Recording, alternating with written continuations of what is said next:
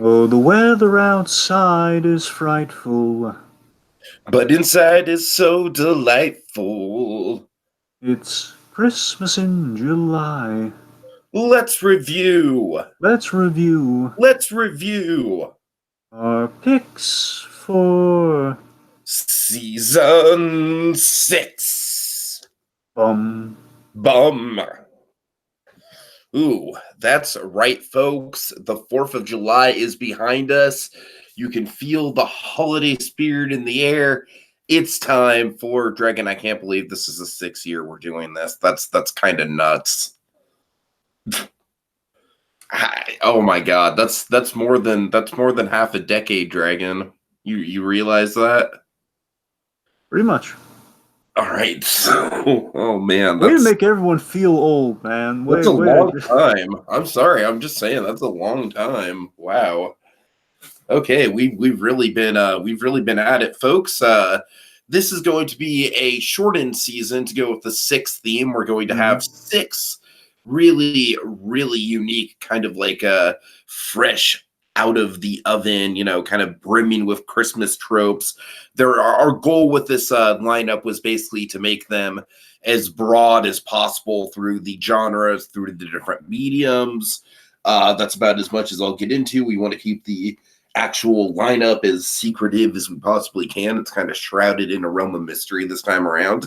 But first thing is first, Dragon. Of course, we talked about Static Shock, aka Virgil Hawkins. We did a character retrospective on him for Black History Heroes in February. And that was a great deep dive, Dragon. And I got to say, this episode, yeah, it definitely hit me, man. I mean, man, this show really fires on all cylinders when it wants to, and this episode is no exception. I mean, it's a Dragon. Honest to God, I think like the emotion that this episode instills in me, like kind of like it's just this great mix of like, kind of like you have that early 2000s flair with the R&B and the animation, but then when we get into the heart of the episode, man, it's I mean, I don't know, Dragon. There's something special about this one because they go to some pretty bold places with it. They make some bold choices with this, and I really respect them for it. And I'm excited to get into this one. I think it's a great way to start things off this season. Well, perhaps you should set the ambiance, speaking of the emotion and such. The ambiance. Oh, yes, my bad. Okay. There we go. All right. Bye, Jack. And they called him Sandy Claus. All right. Have our mascot on Christmas in July. All right. All right. So yes, Static Shock, Frozen Out being the specific title. This was I don't have like a whole lot of background or anything on this one. Just pretty much it was season 2 of Static Shock. The idea in terms of chronology actually, and it kind of plays into the episode. This is the end of his first year of Static, or at least kind of the end of the season. You know what I mean? Basically, it's he's been Static for coming close to the end of the year that he's become it. So it's kind of like his first Christmas as Static, and kind of tell by kind of the first 2 seasons given the original costume before the upgrade thing. So it's it's like before Richie becomes Gear, that sort of stuff. So it's really early in Static's career is what I'm getting at here. So this is a really great one. And the big thing to note here. Is that this, of course, is kind of really famous for what Static Shock kind of really brought to the table, and that they would tackle some really great issues you don't really see tackled in one Saturday morning animation, but as well kind of in superheroes. It's something that, again, the DCAU stuff that we broached many an issue in the DCAU, from Superman to Batman to Justice League. But Static still has quite a few issues that can still kind of ring true. I mean, the last time we talked about the main issue that we have going on here was kind of I'm not going to say for intentional laughs, but The Forgotten with Batman the Animated Series. Oh man, yeah. And again, I'll still stand behind that episode, and I think T's going to stand behind the episode for the. Well, the only thing that I think is silly about the episode is the name of the villain. Or I think the villain himself is fine. I just think his name is silly. Exactly. Point being, last time we kind of dealt with that issue, we did it kind of like kind of a more quaint way there, where again it was kind of like kind of an homage to kind of the old the old prison movies to an extent. It was kind of a prison. It was a prison camp for the homeless, and now we have kind of a more grounded kind of a more grounded around the holidays tale with Static here. So all that aside, let's just Dragon, I dive call right. this a very special episode, but I don't use that in like a derogatory sense at all. It's like it's got the trappings of a very special episode. It does literally have a a preacher or a reverend or whatever that sits down with Static or Virgil and gives him a heart-to-heart speech about the homeless and the virtues of them and how we should treat them better. So in that respect, it is very much kind of like it's got the trappings of an after-school special, but I don't say that in a bad way. I mean, I think that it really. I think that the emotions that they really tried to sell here really worked. It really fired on all cylinders. So let's just jump right into it. I mean, you got to remember, Static did those very special episodes the best. One could argue. I mean, they Sure, just did sure. them so well. Okay, anyway, so yes, let's as we go, talk. If you want to see us talk more about that, folks, just check out the Black History Heroes Static episode. If you want to kind of a deep dive into all that sort of stuff, let's just dive into the one that's pertinent to today's topic. All right, start us off. So it's Christmas in Dakota. All right. So first of all, I just want to mention the the R&B song that plays. It's just total like early 2000s throwback, and I kind of love it. I don't really have any of the lyrics except like, "Ooh yeah, streets full of joy, Christmas time." That's literally the only thing I have written down in my notes for the lyrics. But I don't know. I just it is one of those tropes that we have. Dragon is mark it down. Those kind of like those lazily written intro songs that kind of just establish the mood. You know what I mean? It's like knock off Christmas song, setting the scene. And speaking of setting the scene, we see there's a hansom cab going through the place. Kind of a horse-drawn, kind of taxi cab around kind of like one of those scenic tours of a city. And we have like our charity Santa. Yeah, they're really hitting us right off the bat here. We're really getting a lot of Christmas iconography. And we have what I like to call the 12 Days of Static, where we have this great gag where it's I think it's a well-written gag here. Static's just kind of flying through, and he's remarking, "Oh man, 3 apartment fires, 2 train wrecks, and a cat stuck in a tree." So it's the 12 Days of Static. I love it.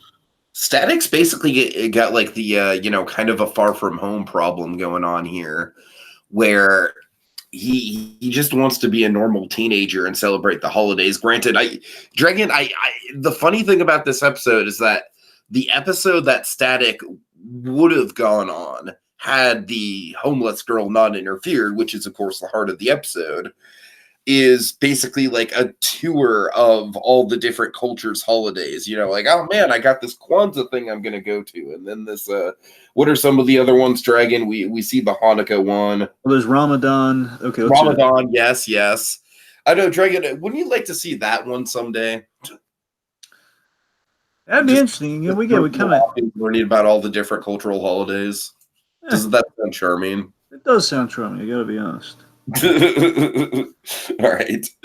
So regardless, so again, speaking of which, of course, you got to remember, one of the great things with the Static character is that he's very much just kind of like DC, or more accurately, Milestone's answer to kind of like kind of Spider-Man and kind of a kind of outside the Marvel Comics venue, where we have just kind of a more again basically Miles Morales before we even had a Miles Morales in a sense as well. Right. One of the fun things looking back at Static after we've done so much now is just kind of fun. All right. So he's dealing with his first Christmas as Static, where again it's Virgil Hawkins. The idea of like he's just had an ordinary Christmas, or like he's made friends. He's probably just gonna kind of the world tour of all the different ways people celebrate the holidays. Again, basically the special we would have had. But now, again, with the dual identity factor, and things, the first time he's dealing with something like that, which I kind of thought was interesting on a rewatch, because ordinarily just kind of watch it. Okay, it's just Static dealing with the holidays, cool. And then there's some great kind of fun looking back on it. A little bit of a bait and switch, Dragon, in a good way. Yeah, like the bait is just like, oh, look at all these fun holidays that Virgil gets to explore. It'll be delightful. And then the switch is like, oh man, this is really sad. This is so sad, one could say. One could say. One could say. I do like that we don't abandon that completely, though. We weave it in throughout. So again, of course, it does have a big payoff. So at the very least, it is kind of present. So we didn't lose that completely. But again, we basically the story's focused where it needs to be focused. I think is the operative point. So, so he's going to be late for Frida's Hanukkah party, and then he hears a siren. He's like, "Oh, I'm gonna be late." Of course, Virgil is late, and he kind of sneaks into as Frida's grandfather is given the basically given the Hanukkah story, basically explain the whole explain the menorah, explain the age old story, the 8 nights, yada yada yada.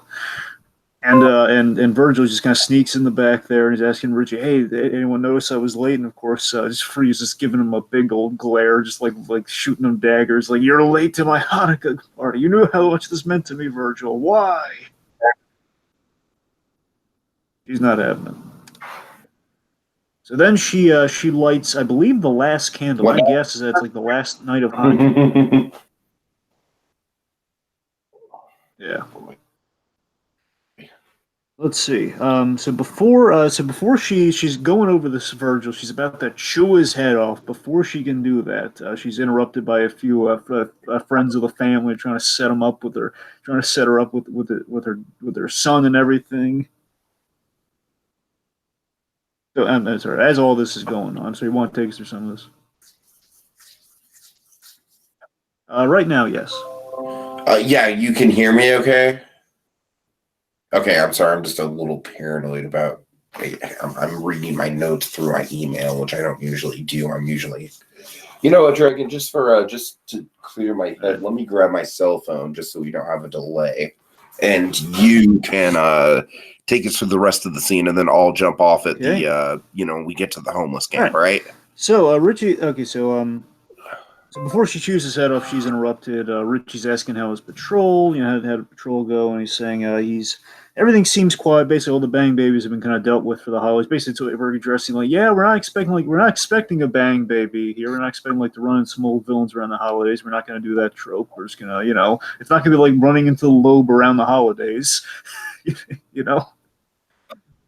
But he's let's see. So he's all right, so everything seems quiet. I hope it stays that way because he's been invited to a lot of parties that he really doesn't want to miss. He's not going to pass. He doesn't want to pass up any of them because there's this is where we're going to set up all the various like Daisy has a Kwanzaa party going on.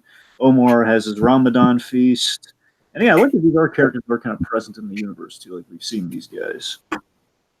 I personally would like to see the Ramadan feast because I don't know if we've ever seen a Ramadan special. Once, Tiki, there is one time where there has been, really? And it's the Proud family.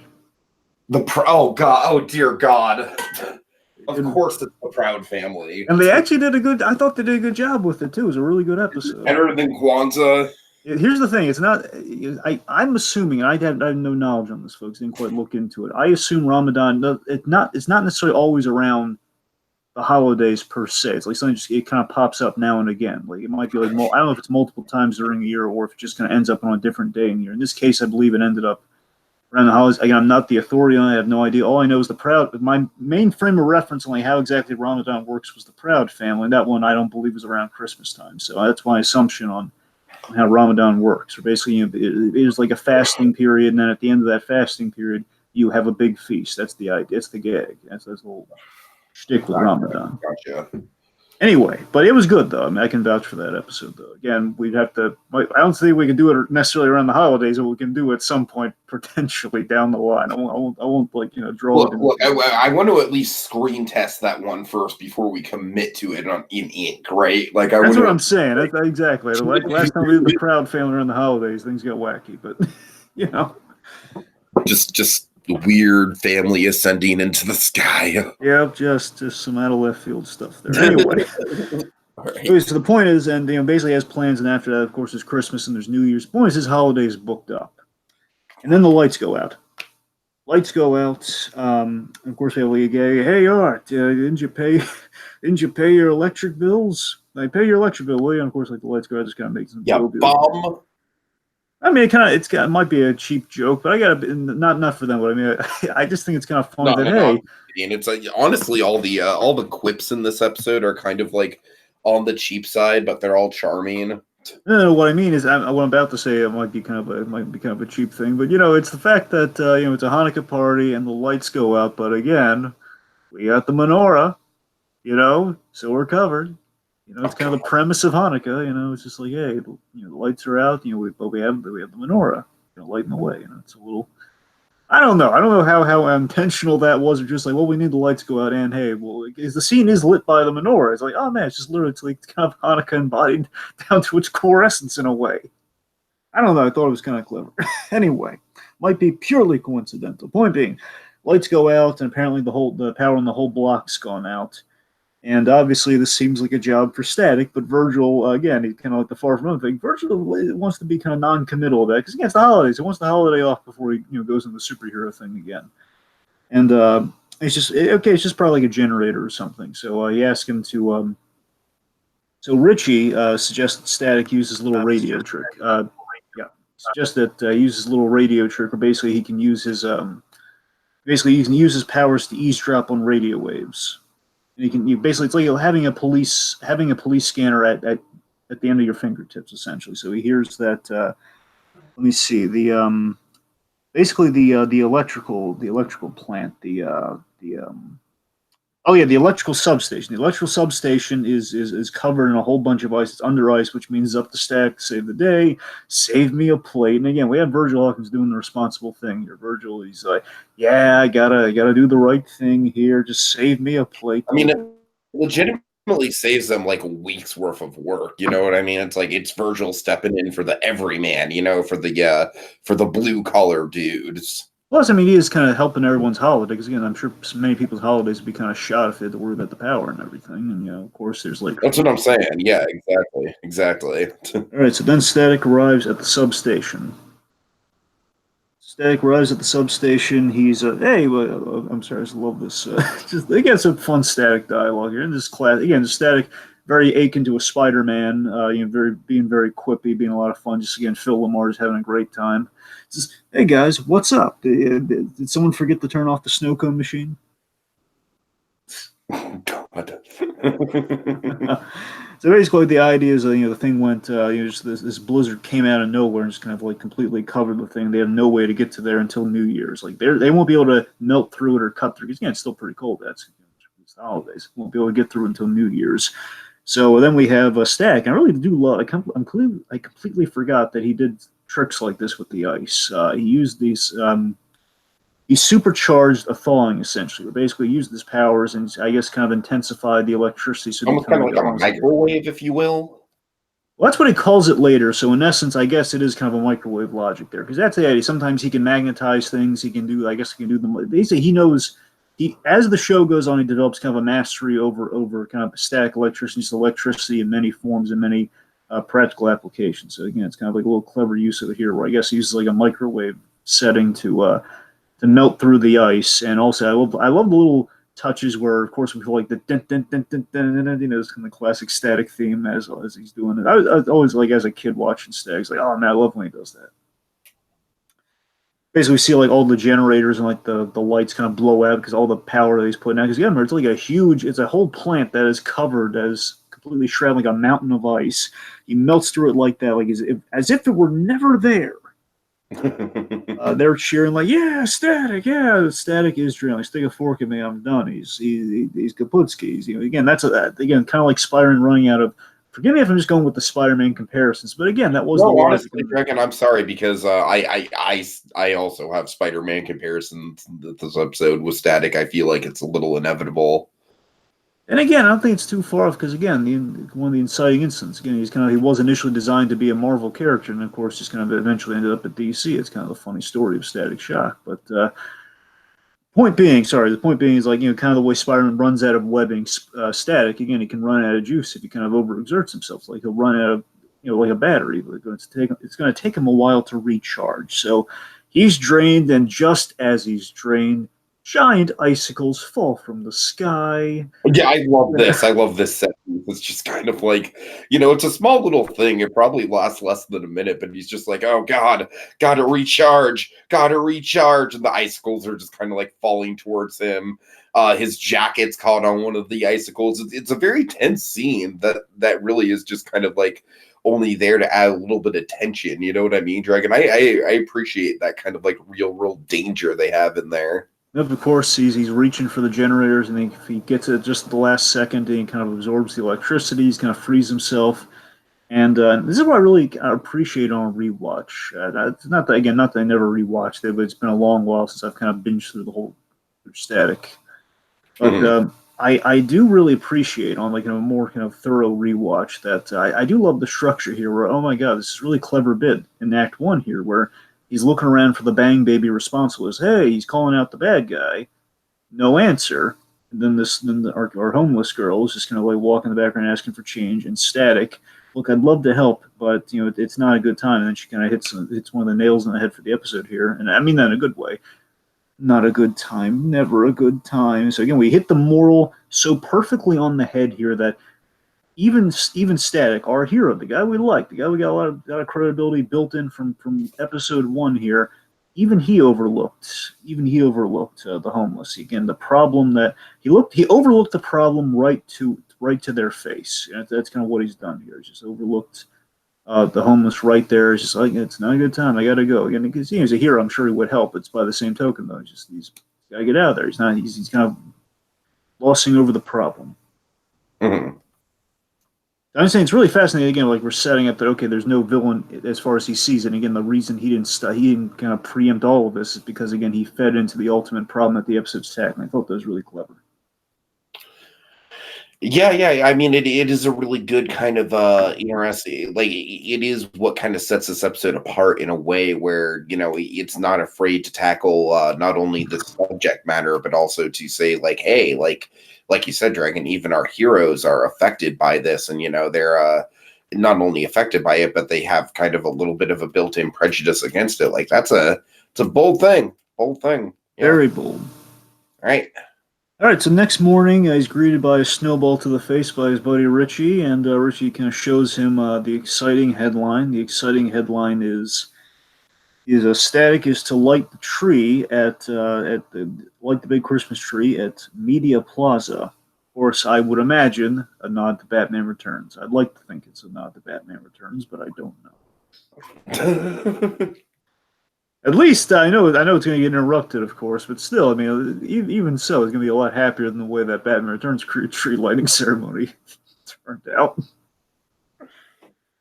Anyway, so let's see. So Richie, and I really do love this idea. I love how we really made Richie, very useful as a supporting character, and again, earning kind of becoming a hero in his own right as Gear. Way back during like these early seasons, I love Richie as Static's publicist. I love the mundanity of Static having a publicist. He's just having a guy. I like how that kind of just comes about through natural conversation and dialogue. It's not even meant to be like a big plot point or anything. You know what I mean? It's just something that kids this age would think of if they were thrust into a situation like this. But again, it's like a scale here where you could get away with this sort of thing. It's not like a Batman obviously would never do something like that. It's like the brave and the bold Batman. You know what I mean? It's like ordinarily, or an Adam West Batman. Like rarely will we be able to do this with like a big tier character. Superman's not one to really kind of do these. I would say George Clooney Batman as well. Sure. Well, again, he would attend charity events too. Yeah, so you're right. And bid on people with certain credit cards, but. Anyway, the point being, though, yeah, it's you're right, though. Again, it's quickly established in dialogue, just the fact of like, oh, Static's doing this. Wait a minute, I didn't sign up for that. How did this happen? It's one little call. It's perfectly just kind of summarized right there for us. All right. So let's see. So the problem, of course, with this is that it's Christmas Eve, which, of course, as many of us do, Static's got plans. Virgil has plans, and as Richie kind of puts it forward, well, that's the price you pay for being famous. Not wrong. All right, so the next day, Static is shopping at the mall. Or I'm sorry, it's not the next day. It's just like later on the day. My bad. Static is shopping at the mall. Big trope there. Big trope dragon. Mark it down. Mark it down. Mark it down. Yep. All right. With Daisy, of course, Daisy, who he name dropped, kind of celebrating her, I guess, setting up her Kwanzaa party. Again, they're probably just kind of, I would assume Static is probably heading to, wait a minute, oh my god, yeah, we do know, like, this is the day he's going to the Kwanzaa party, but that gets interrupted. Oh, wow. Sorry, I got a little sidestep, but I just like, oh yeah, it's all like literally kind of a day-night cycle. Basically, everything with the Ramadan thing is really explored here. But we do see him later in the episode, though. So it's kind of all relevant. They're hitting all the little marks there. Anyway, point being, Virgil and Daisy are going to the mall. Like they're making a joke about, oh, what are we gonna get for your sister? I don't know. Let's go to the pet store see if muzzles are on sale. Just, oh, Sharon. That's kind of like what I'm talking about with the cheap jokes that do work throughout the episode. It's like they're cheap, they're fun little gags, but they do get a chuckle out of you nonetheless. Yep. All right. All right, so Daisy. Daisy notices the most important character in the episode. Daisy notices this young homeless girl, the very same from earlier, in the mall, just kind of like looking for some assistance. Kind of asking for change, just kind of wandering around the place. And oh man, it's awfully sad. And then Virgil, I love this. I love Virgil. He remembers her. Says, "Wait a minute, that's." He notices her. Of course, he. Oh, I'm sorry. As she's walking, I love a little detail. As she's walking past the displays, she's like kind of frosting the glass as well, so he knows. Okay, if I had any doubts, it's her. It's her. Okay. Yeah, he puts the pieces together, kind of Batman style. Does a little bit of mental detective work in the moment. Well, by this point, I want to say season 2 started with that Batman crossover. So did it really? Yeah, I'm pretty sure. Yeah. Anyway, or at least no, it was the second Batman crossover. No, he's already had 2 Batman crossovers at this point. Cool, but, Oh man. Anyway, so let's see. Right. Okay. So no. Okay. I'm sorry. Let me redact that. It's one crossover, and the second one's next season. Sorry. I'm semantics. The point being, he comes up with a very. He comes up with Thank God there's that up dragon. Right. Anyway, so Virgil pulls the old bathroom excuse, which we've seen many a time, whether it be on Better Call Saul or just with any hero who's had a dual identity once in their life. Got to use the old bathroom excuse. And what is that bathroom excuse, Tiki? Oh, I had a little bit too much hot cocoa, and it's going right through me. Whereas Daisy's saying that's more than I needed to know. All right, so he runs in the changing room and he suits up and he's kind of this again like it's like a little nod almost to like what we were doing like the Donner Superman to an extent of like say Jim, that's a bad outfit. We're just like oh man trippy. We just have like the random average Joe just commenting on whoa. It's like one of those moments. Do we need it? Probably not. But is it just kind of a little standout like what moment? You got it. All right. So we have Permafrost being the girl's name. So Permafrost is marveling at this crystal angel, which, of course, as we know, of all the things she's looking at in that place, the crystal angel holds great significance for her. She's looking at this little crystal angel in a kind of a jewelry store, like kind of an antique, either an antique or department jewelry store or something like that. That's the thing. They have the glass cases and everything. Like maybe like the jewelry department of a J.C. Penney's equivalent. Probably. So then she is told by the snooty salesman that I don't think you belong here. You should. He basically tries to usher her out of the place. And it's like a very poor choice of words, sir. Like, I don't know. It just seems like this guy really is there to illustrate the message of some people are just incredibly dismissive to homeless and just kind of like look at them as like almost subhuman. Like, no, you can't coexist in this space.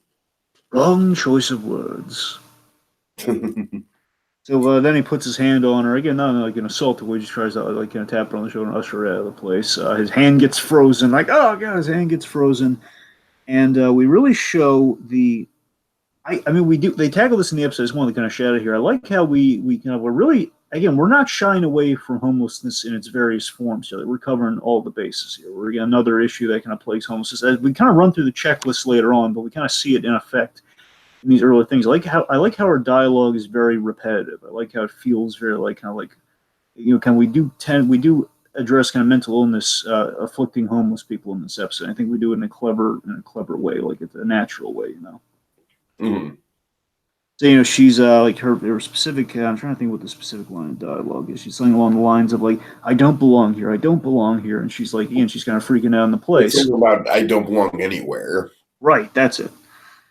All right, so let's see. She's Right. Now, oddly enough, again, bear in mind, folks, this is way pre-Frozen. Okay, way pre-Frozen. We have kind of an ice-based character who's kind of having somewhat having a meltdown, no pun intended. And basically, her emotions are kind of triggering these blizzards and kind of triggering these spikes within her power that she's not really having the greatest handle on. So again, as she's emotionally kind of devastated, or is kind of emotionally kind of feeling a little unstable right now, she's starting to freeze things as she runs past them, like she runs past the fountain. I love the fountain effect, by the way. She runs past the fountain, all the water just kind of sticks up almost like a tree in the environment or something.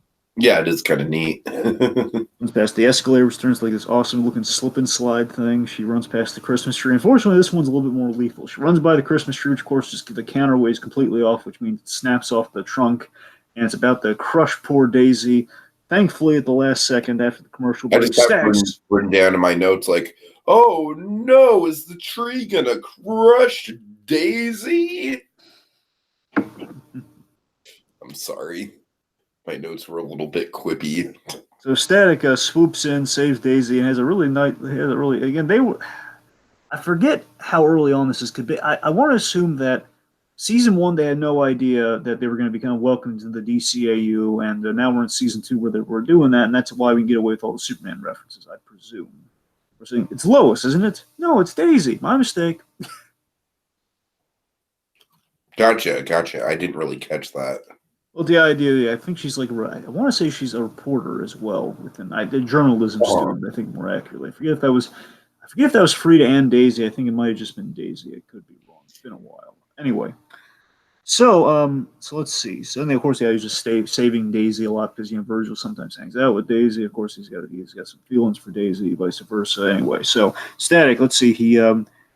He swerved. Oh, this is a really great action sequence too. He's just swerving around the icicles that are being kind of thrown his way. Basically, these spikes, these giant ice spikes, are kind of like rearing up from the floor as he's kind of flying towards Permafrost. He's got to weave and bob through all of those, and it's just really harrowing. Then we have this giant. Then I have like a giant platform of ice kind of like pops up from under him there. It's basically going to crush him against the ceiling. At the last minute, that's when he pulls the microwave. That's when we get the name drop at the microwave thing. Which is, okay, he microwaves his disc, which essentially is foil too, which by the way would work at charm. Anyway, basically he microwaves the collapsible disc that he flies on. He kind of melts through the ice, which is really clever, really cool looking. Permafrost, meanwhile, she continues she wants to get out of there. She's trying to bolt. She's trying to get out of there, and we reveal as she's kind of hiding behind these these gift boxes, just trying to kind of plot her escape. We have a mother and daughter in back, a mother and daughter in fear, and she's like, "Mom, what's going to happen?" I'm not going to let anything happen to you, which of course triggers an awesome, heartbreaking flashback. Allow me to take you through it. By all means, go on. All right, so we see the girl. We kind of have this nice kind of sepia tone to it. It reminds me of the flashbacks and the Killing Joke, just the color, just that kind of same color palette to it. Yep. I like how we illustrate like we show it's all facial reactions and very quick animation. I can't really describe it, but the passage of time feels very abbreviated. Well, we have a really great transition. I think that's what you're thinking of in terms of passage of time. It's that it's definitely done through her memory. It's done through her memory in the sense of the fact that, again, like how a kid would the way we perceive her father, for example, or stepfather, for example. There's that. Yeah, that's what I'm saying. So basically, we get two parts of it. We have the first part is just her, having a really happy childhood memory with the crystal angel, given to her as a gift by her mother. We see the mother sick, with oxygens and tubes through her nose and everything. We know things aren't good. We just get that right off the bat with the visuals. That's pretty powerful and ballsy unto itself right there, just to show that. Yep. And then, of course, we get that great transition with the father, which everything just gets more and more loomed on, and just a little. We can just kind of feel the tension in the room, and then we end in a heartbreaking way where the mother goes into a coughing fit. Next thing we know, she's being hauled away in an ambulance. A social worker says, "What did she say, Dragon?" Let's see, the Child Protective Services lady. She says, "You have to come with." No, go on. Yeah, she says, "You have to come with me." And those words trigger her, I think, just kind of like the forcefulness, and she just kind of runs off, tragically trips, drops the crystal angel.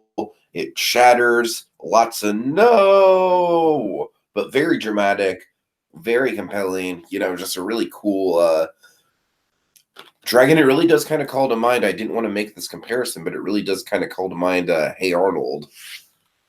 In a way, yeah, in a way it kind of does. I mean, what I really love about this too, I mean, you kind of spoke to the passage of time here, where again, it is through her memory, where again, we're kind of abbreviating things. It's less passage of time, it's more it's more kind of the abridged time, where we have, but when the father leaves, like he just slams the door, he's in silhouette, it looks very menacing, so we're implying a lot of things with that. Again, I assume there's going to be a little bit of, while it is like a very special episode to a degree, I'd imagine in some regard there's going to be some skirting around of certain issues. Like they can't be too explicit. And of course, it's a flashback. How much time can you dedicate to? But we convey so much with just those little touches. Where again, like this guy feels really big and menacing. We obscure him in shadow, and when he slams the door, the mother gets sick and presumably dies.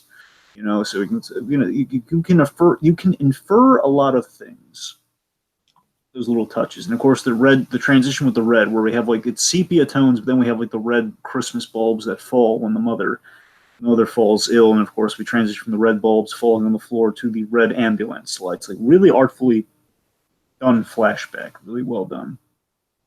Yeah, and it's kind of like the heart of the episode. It is really kind of like the crux of the story, if you will. It's Obviously she's everything else hangs on. So obviously she's not going to hurt the family. So she flees, and as she flees and gets away, Static has this really, I love this bit here. I love the elevator gag where basically he uses power to kind of cut, and I love how they animated this too, like how he just kind of cuts the shape of an elevator in there. Then doors open, and he just says, "First floor." Okay, it's a first floor, dated fashion, overpriced jewelry. Yeah, and again, that's what I'm talking about with the, Virgil is definitely kind of a quipping machine this episode, and I really like it. It's, again, I'm sorry, take a shot every time we reference Spider-Man, but it feels very Spider-Man. Yep. All right, so no sign of the Bang Baby. Next time I'm doing my shopping online, of course, really early Amazon before we have it today, folks. Just Yeah, what's weird, Dragon, is I'm glad you bring up that line, because that man, I mean, talk about how much things have changed, where it's like 90, like we get a ton of stuff. Just, I don't know about you, I don't want to say everything.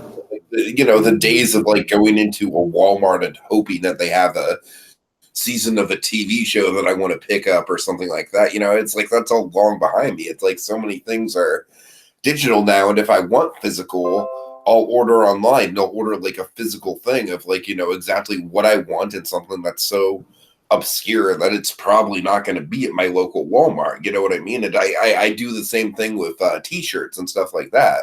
So I don't want to get off on a tangent here, but I just think it's kind of like, when did this episode come out, Dragon? Like 2002, 2003, something like that? well, I want to say, God, you might. Yeah, I think you're right. Because let's see, I keep thinking 2004 with Static, but I keep remembering no, Justice League was after that, so would have had to be Static ended in 2004. So I'm going to assume it was. It could have been anywhere as early 2001. Okay, this is probably 2002. You're right, because the first season was 2001. Okay. So, like in that era, like online shopping was still there, but it wasn't nearly the the big capital in the marketplace that it is now. It's over 15 years old. Exactly. All right. Anyways, I just thought that was an interesting kind of time capsule like element of the episode. Yeah. Spent way too much time on it, but I digress.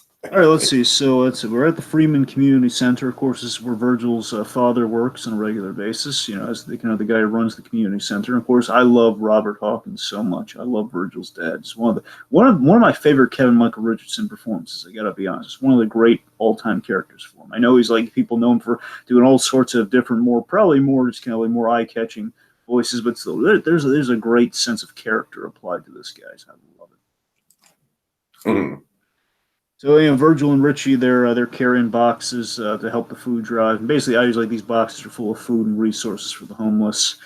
They're kind of bantering. They're like, "Oh man, Permafrost, she didn't take anything." Basically, kind of figuring out what the deal with this new Bang Big is. Like, she's not taking anything. She's kind of causing chaos. Richie suggests, use. Why don't you? Well, speaking of using powers and like what the Bang Bear's doing with powers, why don't you use your powers so we can cut down the work right now? Look, no, Richie, there's too many people. It's a gymnasium full of people. I can't just like float the boxes here. Look, I'll create a diversion here. Okay, well, when my arms fall off, you can use your powers. God. Oh, Richie, of course, Jason Marsdale, of course, the voice of Max Goof. Oh, yes, of course. Classic 90s voice actor right there. Oh, yeah. One could say the voice of a generation. Yeah. One could say I'm even wearing a Powerline t-shirt right now, Dragon. I believe you. I'm not even making that up at all. I don't think you are. Okay. So, anyway, getting back on point. So let's see. So the idea is like Virgil is stretched thin already with the holidays, and kind of Richie's hitting with the big pep talk here. Is putting in perspective that it's kind of like, yeah, you're stretched thin, but remember, Virgil, it's for a good cause. You're a superhero. You work 24/7, not 9 to 5. Villainy. You got to go up against it's villainy. You got to be tireless. You got to be dedicated. Yeah, you're right. On that note, I'm out of here. Wait, what? I wasn't talking about me. This is way before it becomes gear. Obviously, it's just like I wasn't talking about me. So basically, he gives him the great power, great responsibility for speech, and then just kind of bails. In essence, I guess.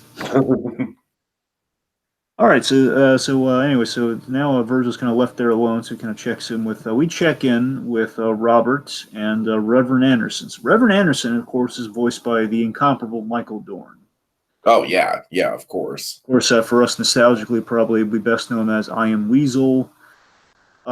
Weasel from I Am, I mean.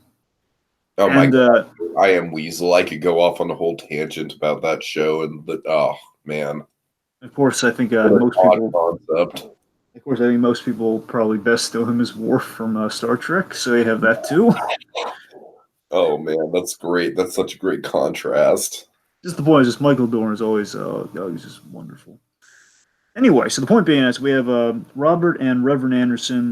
The idea, and I really love this idea on the rewatch too, because I completely forgot. Like I assume, it's the community center just kind of doing this thing, but I love the reasoning that we got here, and again, feeds into the theme of the episode. The idea they're kind of bantering here, and speaking of the fact that the church and the center have kind of teamed up around the holidays because the politicians have elected not to help around the holidays. They've kind of overlooked the homeless problem this year, so it's up to them, it's up to the community to really pull together and kind of take care of the homeless. Mm-hmm.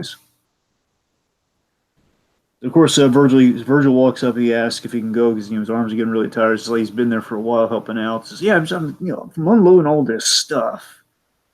He says, well, Virgil, the stuff in these boxes. Virgil, it's for poor families so they can get through the holidays just like you and me. 500,000 kids your age or younger are homeless. 7 million total. So basically, it kind of briefly turns into a more but a good one, an important one. And coming from Michael Dorn, it's always just that's the way. That's how you jazz up any PSA. You have Michael Dorn kind of communicate that.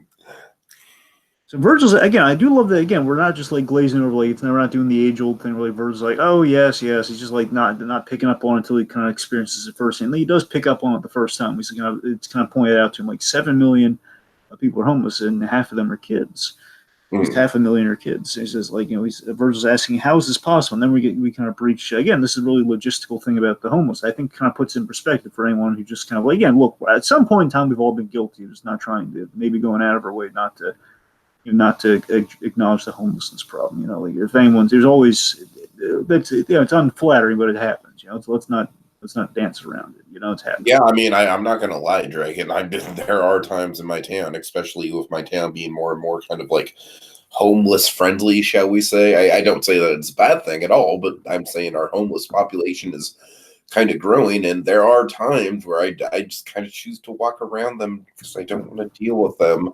And I feel bad, Dragon. I feel bad. And this episode is specifically targeted for me, Dragon. This episode is specifically like, it's like Tiki, what you're doing is bad, you should feel bad. It's a universal concept we can all see at some point in time. We've all been here. It's the idea of, unfortunately, folks, we live in a time where again, now we don't know who's on the up and up, if they're actually legitimate about their situation or if they're just kind of like waiting on a corner, just trying to make a buck without earning a living. It's unclear we just don't know at these times because if you haven't seen that, because that's exactly why I don't want to deal with them, Dragon. That's what I'm saying. If you haven't seen it first, and you've always hear, a guy who knows he says, "Oh yeah, I saw that news report where you have like the homeless guy like walks to like a really fancy car at the end of the day." It's like one of those stories, and that's the ever growing problem of homelessness. I'm sorry, I'm going to go off my soapbox here in a millisecond. I'm just saying that the episode is going to be about those. If any time we're there to bring it up, it would be now. It's the fact the homeless problem isn't getting any better. If anything, it's growing, and the fact is, even if people wanted to help, we can't help because we don't know who's on the up and up anymore. It's just it's a problem that is not getting better, and we're avoiding it because no one can be sure. Trust is kind of the enemy of homeless, of kind of the homeless effort. Yeah, it's a shame. It is.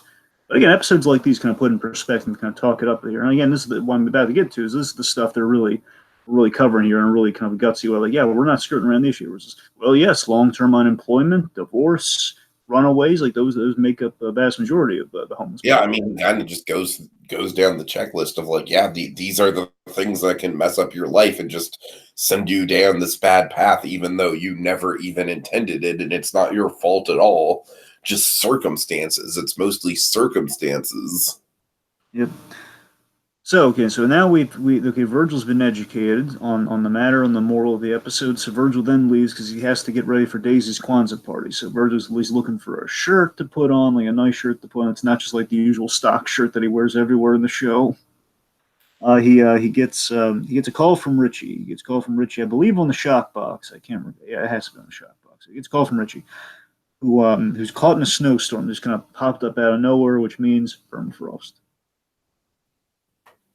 Mm-hmm. Of course, oh man, this girl's really cutting into my personal time. So again, with the morals they put it for us right there, and again, like how we all treat homelessness, and it's kind of a parallel for how we've treated homelessness at some time or another in life. Again, it's like our first world problems compared to like she's putting a kink in my holiday, and of course, before he really gets to know her and how she correlates. Dragon first world problems, like, oh my god, the internet went out for a minute or something like that.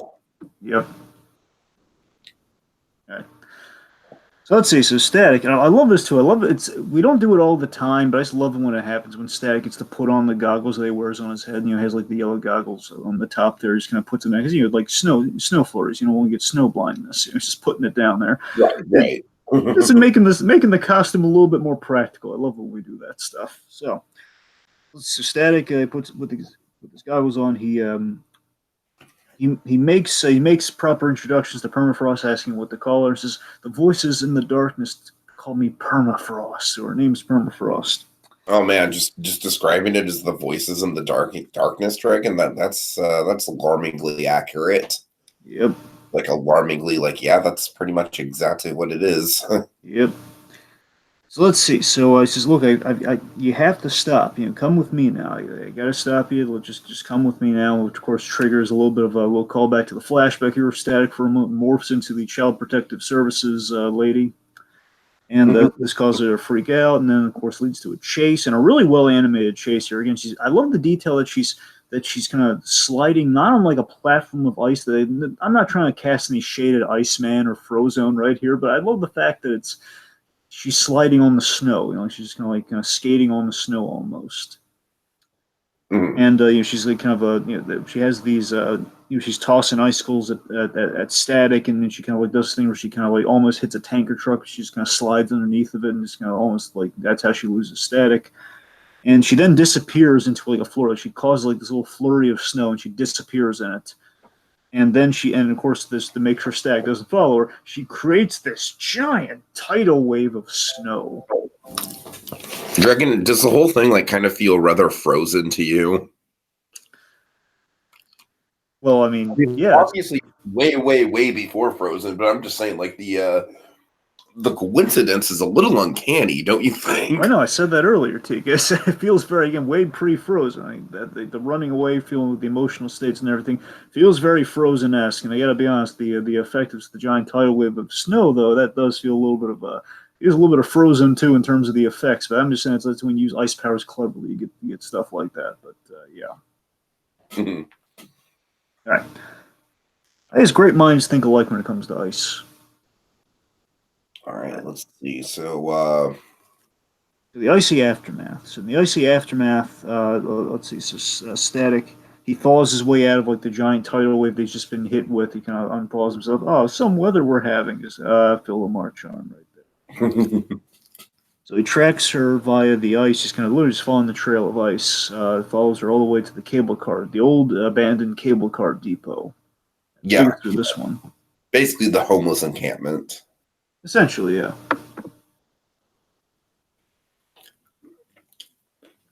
So let's see. The homeless are at first very intimidating. You know, they're just like, everyone keeps themselves around here. What do you want? You know, they all kind of gang up on him. And I feel like as soon as Virgil does mention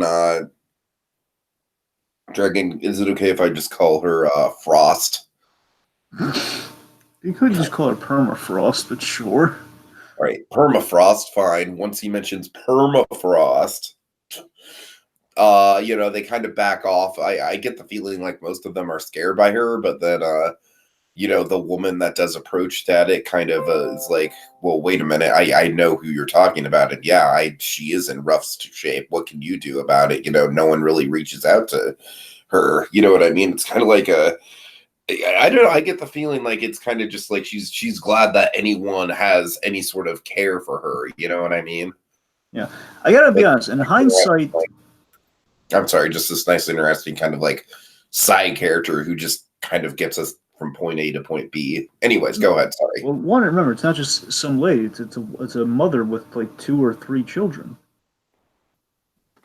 Well, yeah, you're right. You're right. It does kind of hit home the themes for sure. So, he's looking for Permafrost, and she knows the way. And basically, she says at the end, they're like, she's not bad, just has problems up here. And again, that is kind of like the homeless problem in a nutshell, in terms of like kind of the intimidating homeless person you sometimes come across. Where again, it doesn't mean they're bad; it just means again they've obviously seen some troubles, right? You know, right. And there's an impact there. You know. Anyway, so in hindsight, what I'm getting is in hindsight, you know, he's looking for Permafrost, but you know what? If you follow the ice trail there, and there's this whole icy room in the place, you know. I mean, it's a nice moment getting from point A to point B, but still, in retrospect, you know, you could just look around a little, Static. You know, it's right. Saying some very small semantic. It's fine. It's a little semantical thing I noticed on the rewatch. All right, so he sees it's really a striking visual. The idea is she's reconstructed her room in ice. You know, her childhood bedroom in ice. That's the idea, and we have this probably one of the striking images of the episode. Basically, is our kind of root image here. One of the striking visuals of the episode is this photo he finds. Static finds a photo that essentially is kind of an old photo of her and her mother, with father ripped out of the picture. Mm-hmm. And what's so beautiful about this visual too is that again, the frame is constructed of ice with an actual photo in there, and of course the missing father angle of it all. Static sees his reflection, so that's a really well composed shot. I love that photo idea. It looks really great. Of course, frame breaks. He kind of grabs the photo, and of course, this photo is kind of the link of figuring out what the deal with this Bang Baby is. Mm-hmm. So he flies out of there. We have this really cool reveal where Permafrost was kind of there, waiting in plain sight. She froze herself from the exterior shot so that he wouldn't notice her, and she's mad. And we're gonna find out why she's mad a little later. Oh boy! All right. So, Static, he consults as Static, not as Virgil. So Static consults Reverend Anderson, and basically gets an eye. He shows the Reverend the photo, and then the Reverend recognizes somebody. I can take through some of this, Dragon. I'm like, I know I'm being a little bit quiet here.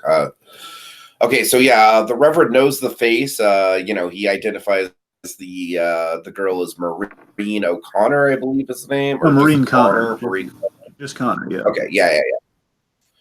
All right, so she used to come to the church pretty regularly with her mother, but ended up on the street after her mother's death, and she's and then basically the Reverend just kind of starts a good more after school stuff of like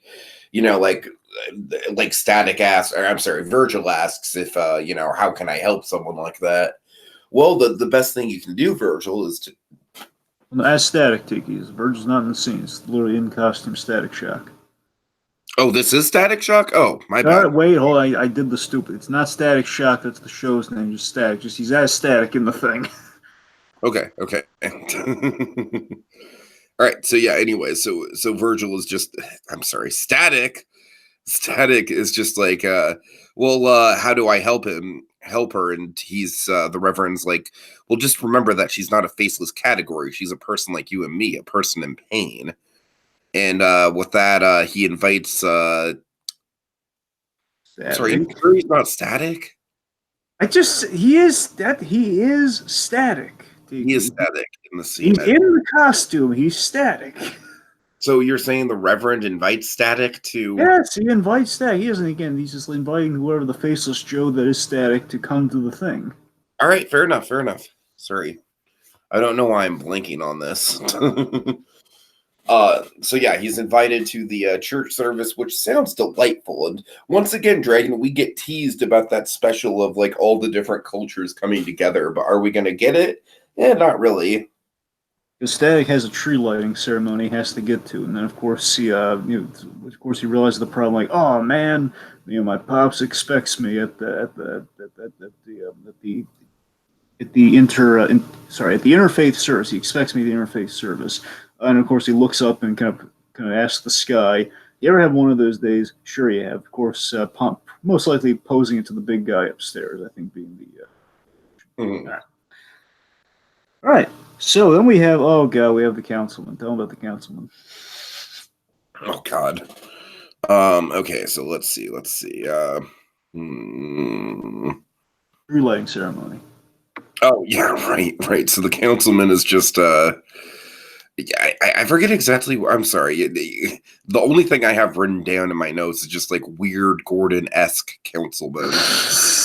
Like he's like a weird Bizarro Gordon. I really didn't see any of that, but well, then, what do you think is so special about him then?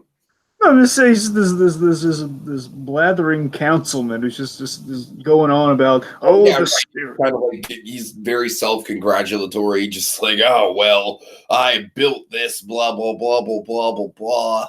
And then he's not really being like, he's just going on about like the holidays, basically just kind of bolstering with the stuff we already know, saying the holidays are a great time where we should all be together. Right. It's just when they're on a deadline, it's okay, because he has to literally, as the tree lighting ceremony goes on, he has to get to the interfaith service, and it's just like tapping his foot, like, oh god, it's going to be New Year's by the time this guy finishes. The minute he gets an opportunity, he gets up there and says, "Hey folks, let's light this puppy." He says, "Hey, do you want to say a few words?" And Static goes something along the lines of like, no, just no, I'm good. I'm just here to light the thing.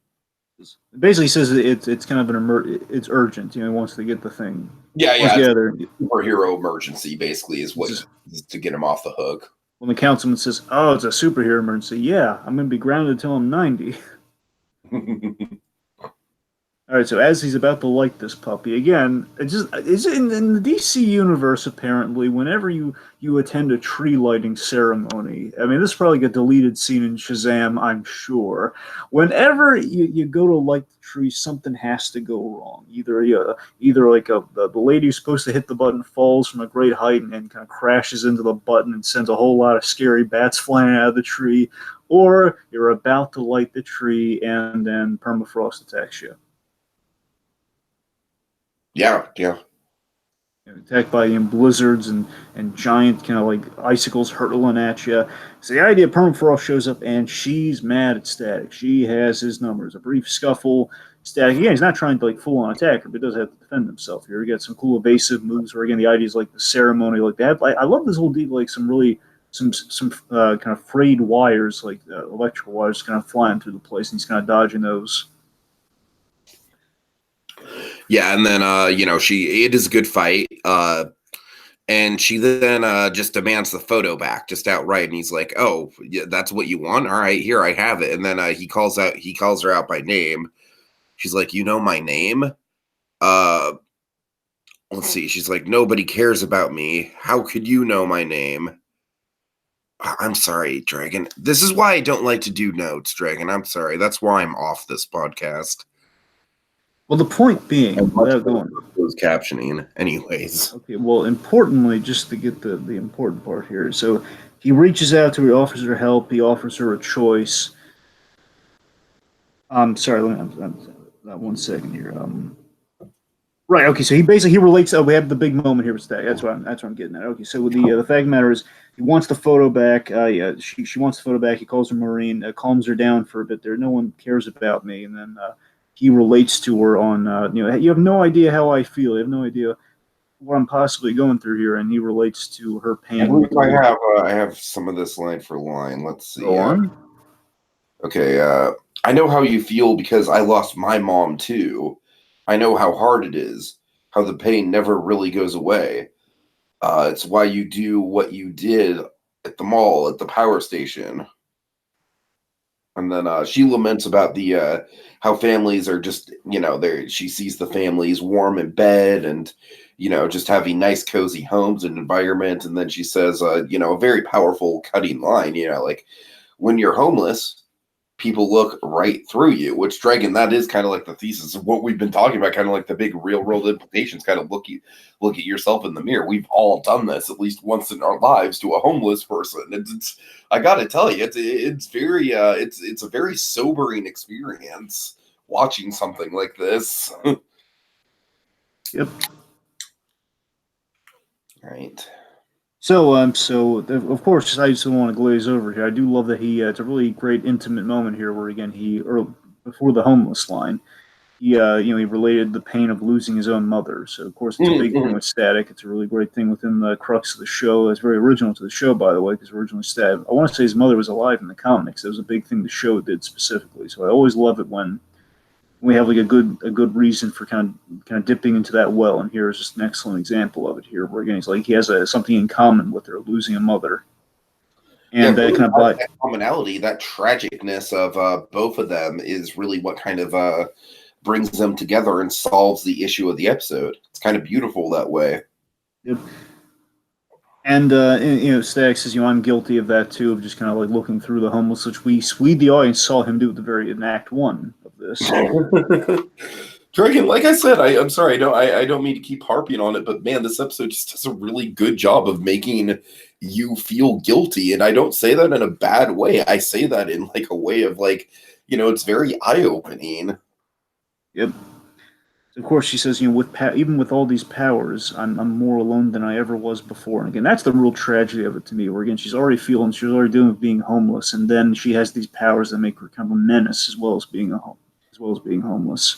So then we have this beautiful moment of kind of compassion and hugs, where he shows her some compassion. They hug, and we have the angel shot, where basically we pan above them. We see this angel looking down on them, which of course is very thematic, connects to the angel the crystal angel that got broken, the one she's kind of eyeing.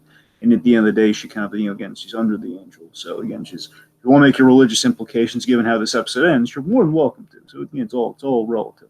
So speaking of religious implications, Reverend.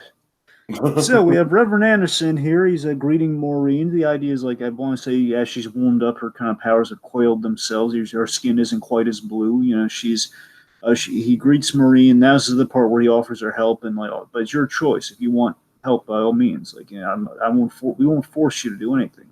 She says she wants to get better, and they're gonna set her up with some warm clothes. It's been cold out. Says, yes, it has. Oh man, that's yeah. Again, this episode just doesn't hold back. It's like it makes you think. It's like, yeah, this poor girl, she's been living out there in the cold for quite a while. God knows what that would do to you. Yep. I love the little bit where she thanks Static, but again, it's like, I love that we don't spend a lot of time with just like a quick little thanks. Then of course, Static's asking the bigger question here. I love that we don't sugarcoat. He says, "Will she be all right? I don't know.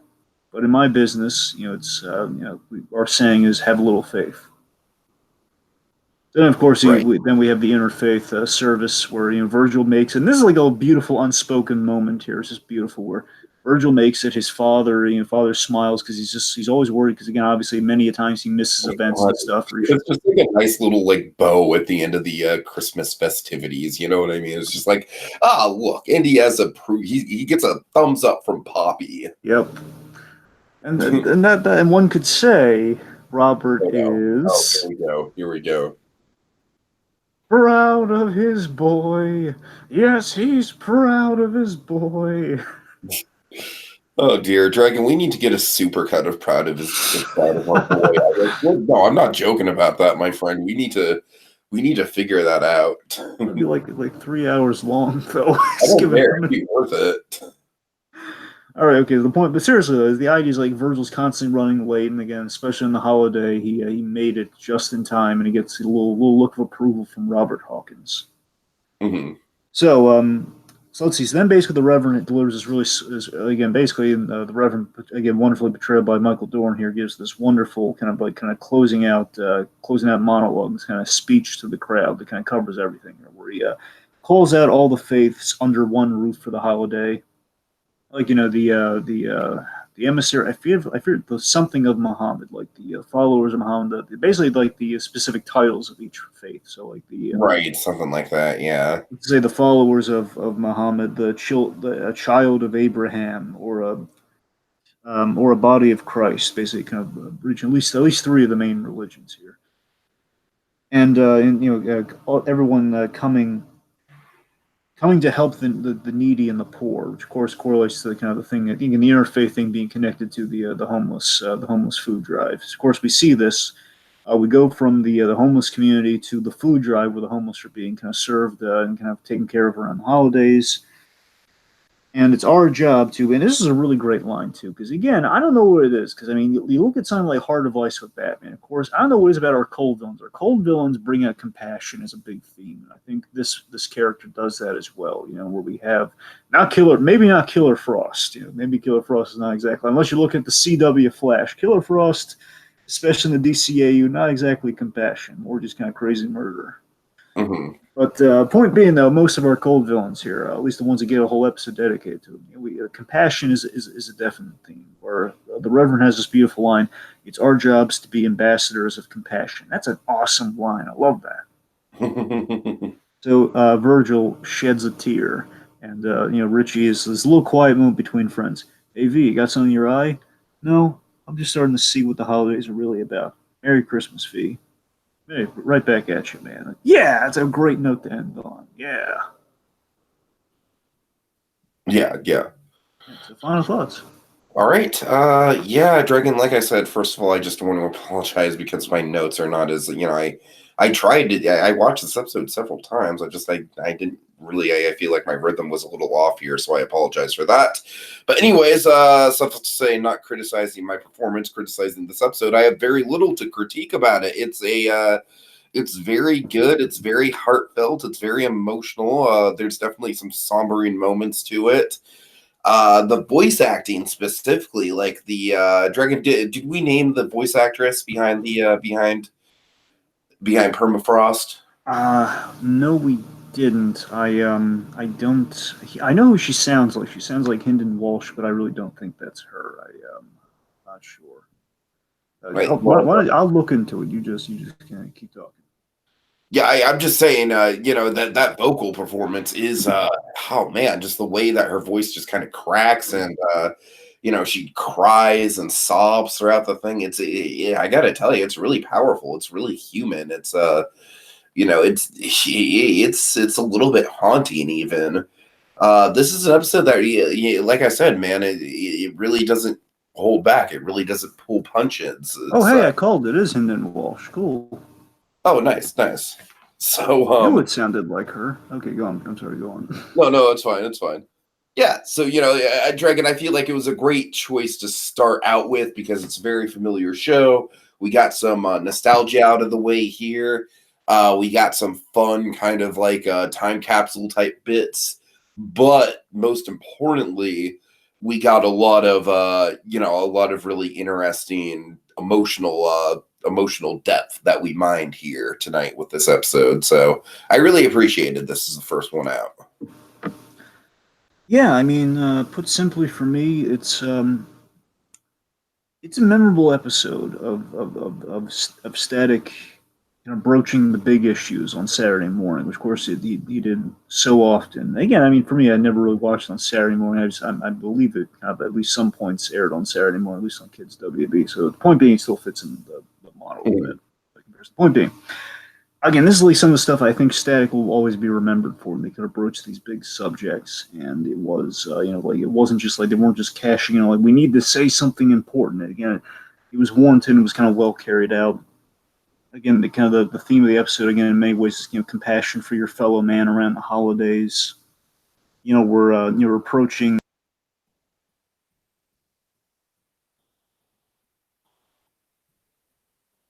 Hello. Yeah, boy. Hello.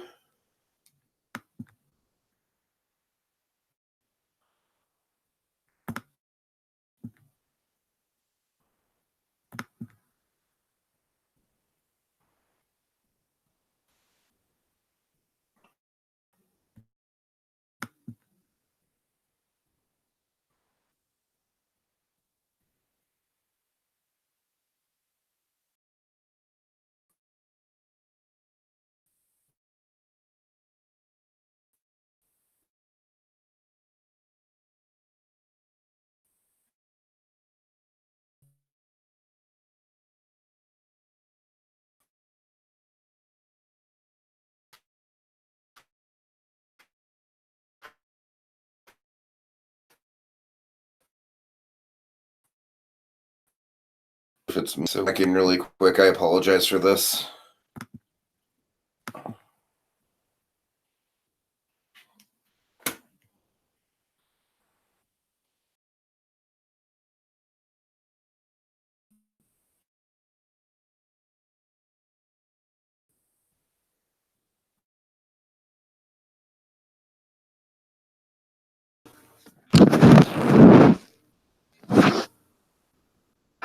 I'm sorry about that, folks. Minor technical issue. Anyway, point being, we're continuing my thoughts. Just so the point being, this episode, I like how we approach the dealing with the villain non-violently, but we're coming at a perspective where we're kind of understanding the villain. That's kind of what Stack's lesson is for the thing. Kind of understands the villain and kind of reaches her through that way. And we learn she wasn't a villain in the first place at all. Just someone that was really down their luck. And it's really it's well structured, especially on a rewatch. It holds up. It's quite,